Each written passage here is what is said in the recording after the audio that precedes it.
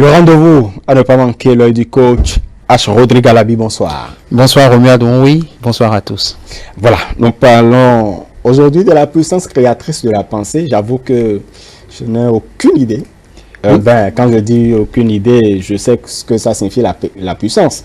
Je sais ce que ça pourrait signifier la puissance créatrice. La pensée aussi, parce que... Mais le tout ensemble, ça ne vous dit pas grand-chose. Vous savez, là, on est dans le domaine du coaching.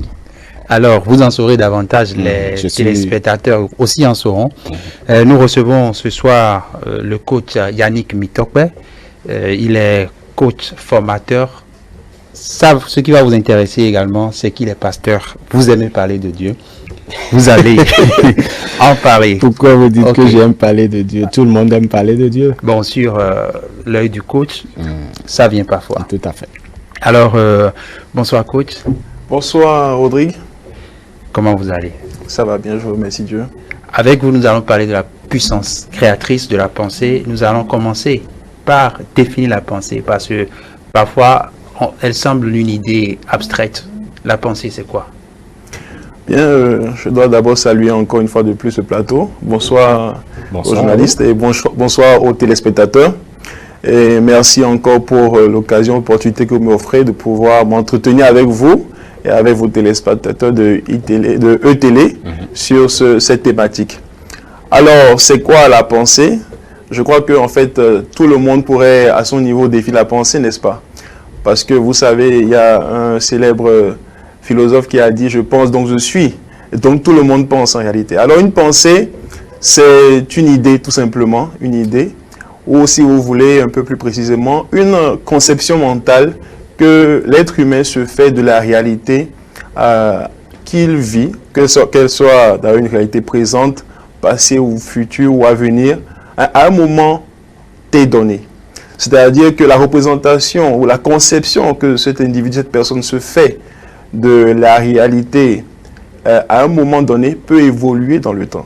C'est pourquoi je précise à un moment précis, à un moment donné, elle a une conception de la réalité. Et c'est une pensée en fait. Et vous savez, généralement, on pense en images. Quand vous parlez, quand vous appelez, vous nommez, vous citez un mot ou toute autre chose, tout de suite c'est une image qui vient à l'esprit.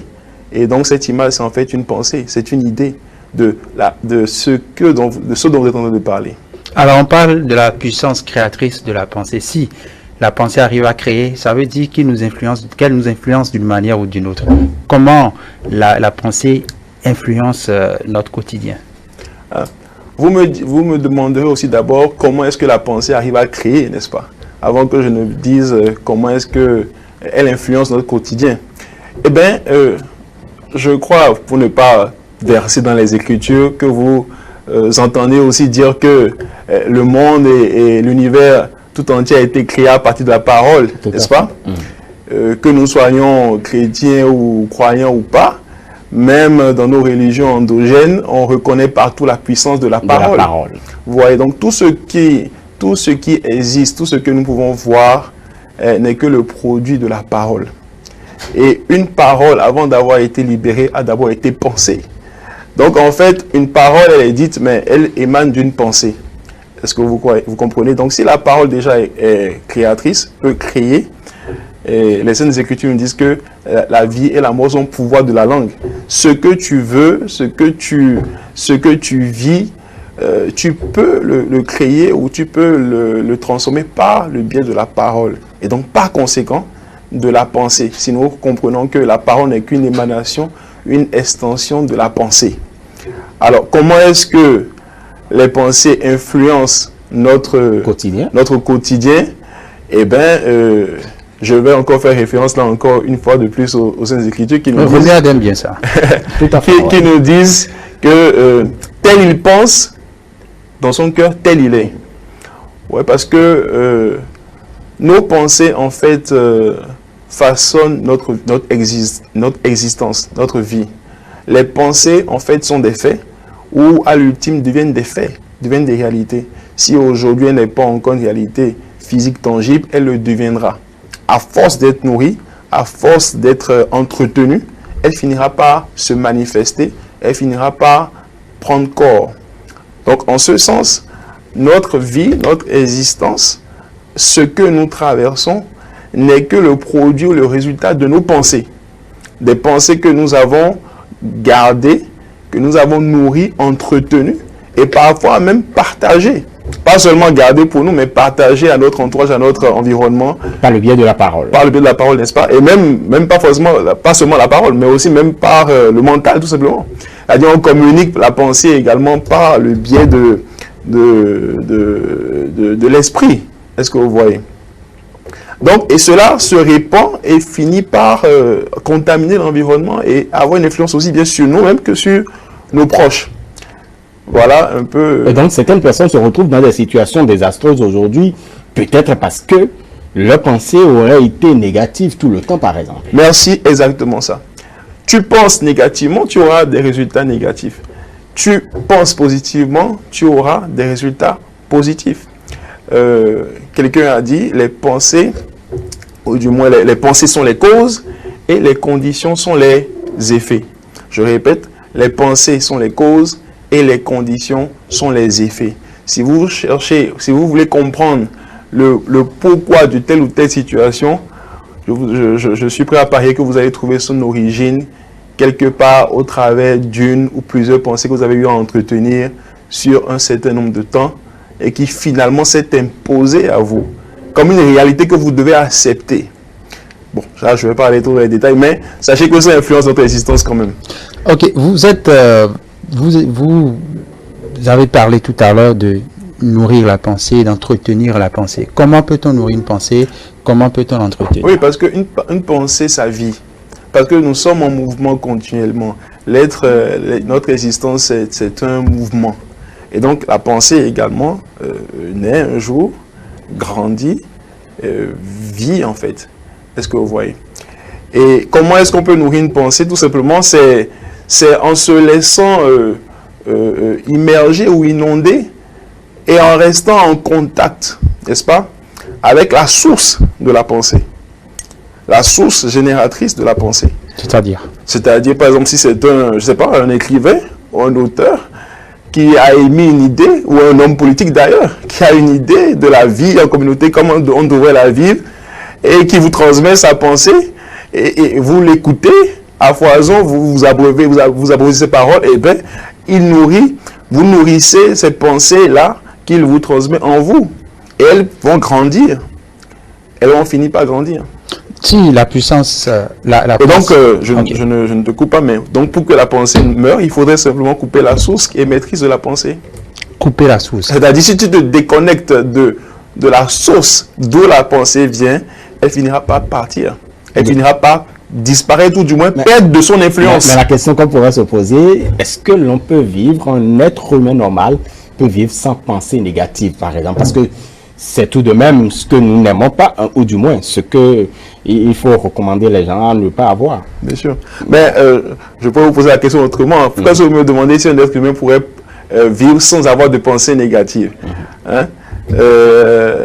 Dites-moi plutôt comment est-ce qu'un être humain pourrait vivre sans avoir de pensée positive? Est-ce que vous voyez? Bon, de toute façon, on admet généralement que nous sommes dans un monde de dualité, hein, le mal et puis le mal et le bien, le chaud et le froid, etc. Donc, s'il y a de bonnes pensées, il y aura forcément de mauvaises pensées. Mais encore que là, c'est relatif. Ce que toi tu estimes être mauvais pour toi peut ne pas être mauvais pour l'autre. Ce que toi tu estimes être une mauvaise pensée peut ne pas être une mauvaise pensée pour l'autre. Est-ce que vous comprenez? C'est chacun, en fait, c'est l'être humain qui définit ce qu'il veut ou ce qu'il attend de la vie. Est-ce que vous comprenez? Et à partir de ce moment-là, adopte les pensées ou la mentalité qui doit aller dans le sens de ce qu'il veut. Et c'est de là qu'on parle de l'alignement mental. En fait, si quelqu'un est à l'aise avec le fait que on puisse ne pas avoir de désagréments en une journée, ou bien est à l'aise avec le fait qu'on puisse mal lui parler, et que ça ne le dérange pas, eh bien, il va nourrir les pensées de cela. C'est-à-dire, pour lui, c'est tout à fait normal, il s'attend à ça. Et donc, il nourrit cette pensée-là de ce que, bon, de toute façon, on va pas me parler dans la journée, j'aurai un désagrément dans la journée, et il s'en accommode. Bon, ça devient sa réalité. Et c'est pas du tout pour lui une mauvaise pensée. Pour lui, c'est quoi? En fait, pour lui, c'est que c'est sa réalité, c'est sa vie, c'est comme ça, et il a accepté ça. Ne viens surtout pas lui dire qu'il parle mal ou qu'il pense mal. Pour lui, c'est que, comme on le dit généralement... Il a inscrit dans sa matière déjà. Voilà, comme on le dit généralement, c'est pour lui, c'est que c'est le Dieu même qui a voulu ça comme ça pour lui. Et donc, s'il pense ça, ne viens surtout pas lui dire qu'il est en train de mal penser. De ce qu'il se dit déjà que on va mal me parler ou bien j'aurai un désagrément dans la journée. On revient un peu. Si donc la pensée crée et nous sommes destinés à vivre heureux, comment véritablement utiliser notre pensée pour atteindre nos objectifs, pour être heureux, en tout cas pour être à l'aise? Très belle question. Comment utiliser la pensée pour atteindre nos objectifs? Ouais. Déjà, ce qui est important dans la question, déjà, c'est le mot objectif. Parce que tout le monde n'a pas d'objectif. Il faut partir du fait qu'il est déjà important d'établir des objectifs. Beaucoup, en fait, souffrent tout simplement ou se laissent submerger par toutes sortes de pensées parce qu'ils n'ont pas d'objectif. Déjà, se fixer des objectifs, c'est-à-dire de savoir ce que nous voulons exactement dans la vie.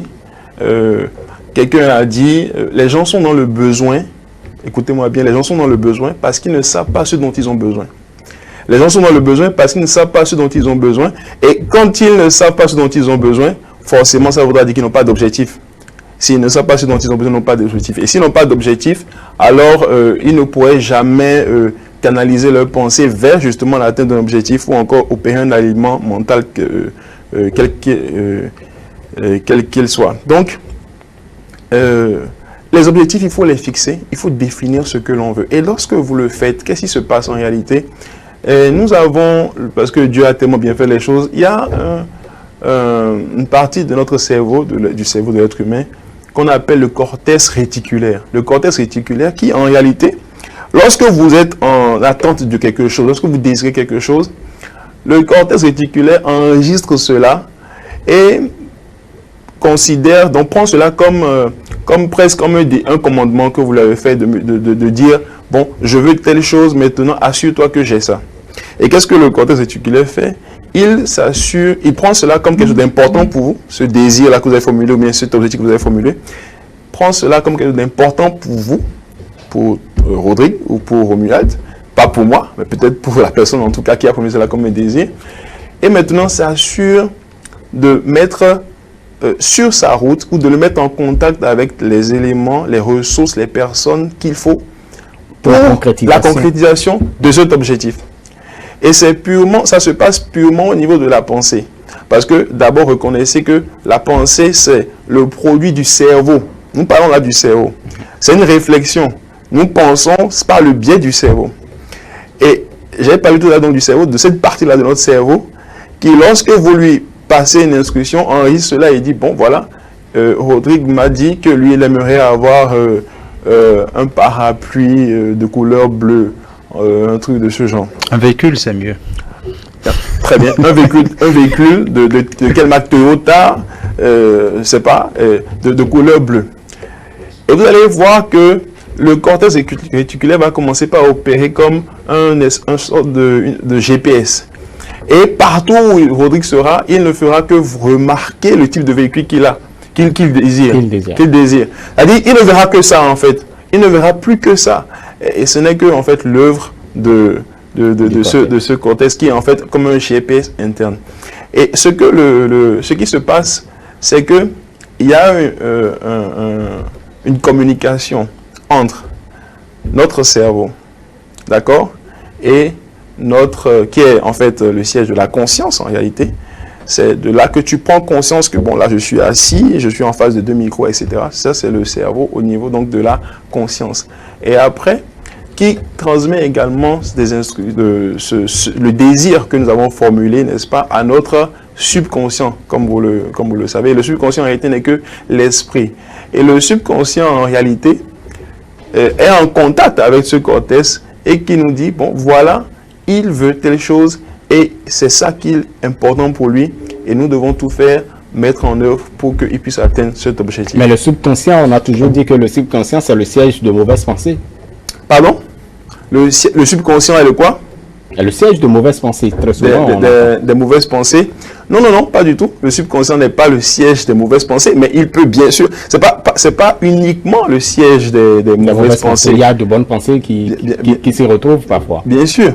C'est les pensées que vous nourrissez, que vous entretenez, finissent par se loger là, par se figer là, s'imprimer là.